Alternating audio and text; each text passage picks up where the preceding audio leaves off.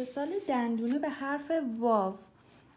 برای حرف واو ما چند مدل میتونیم دندونمون رو اجرا کنیم. یکیش این مدلیه که شما میاین دندونه رو مینویسید و حرف واو رو از بالاش اجرا میکنید به این صورت. حالا فرقی نداره دندونش چه مدلی باشه، به این صورت. یه مدل دیگه هست که من خیلی دوستش دارم. وایسین اول اینو براتون یه بار دیگه تکرار کنم. این یه فرم، این یه فرم، اون یکی دندونم همین هست، میتونید این کارم بکنید. ولی بریم سراغ اون دندونه که گفتم خیلی دوستش دارم با حرف واو.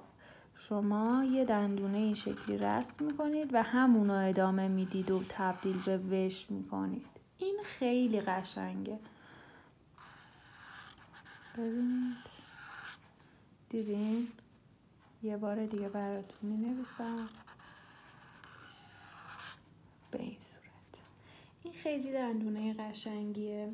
و یه مدل دیگه ای از اتصال حرف هی جیمی. دیگه دندونه ها تقریبا تموم شد. حالا به هی آخرم، به هی آخر یه بهتون میگم، ولی اتصال هی جیمی به واوم اینجا بهتون بگم چون اتصالش عین همین خیلی قشنگه. هی جیمی رو که نوشتید بالاشو از اینجا بیاید و واوتون رو توی این قسمت اجرا کنید یه جوری که توی دل این ه پر بشه. شما میتونید این شکلی هم اجرا کنید، خب، ولی این خیلی قشنگ تره. یه بار دیگه براتون اینو می نویسم. دیدین؟ فرقی نمیکنه کدوم مدل هم باشه، به این صورت. و حالا بریم سراغ دندونه به حرف ه. ه آخر، ه دو چشم. من گفتم یه مدل ه این شکلی داره. یه مدل، بذارین اینو یه بار دیگه بنویسم.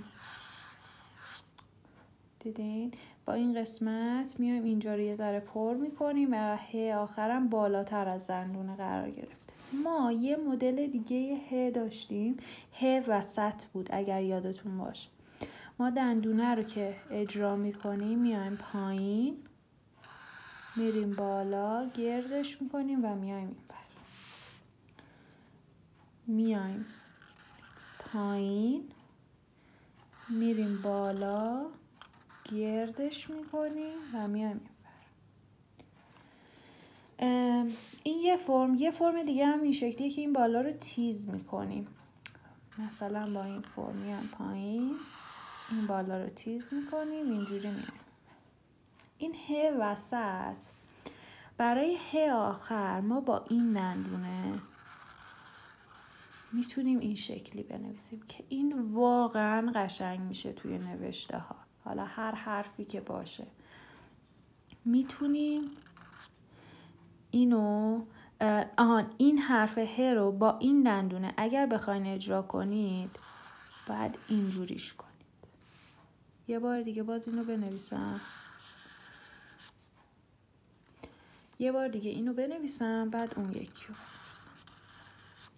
این از این، اینم باز این دندونه ب میاریمش بالا، میچسبونیم به اون ابتداش، دوباره آخرش رو میاریم پایین، میچسبونیم به خودش و میاریم پایین، نازک تمامش میکنیم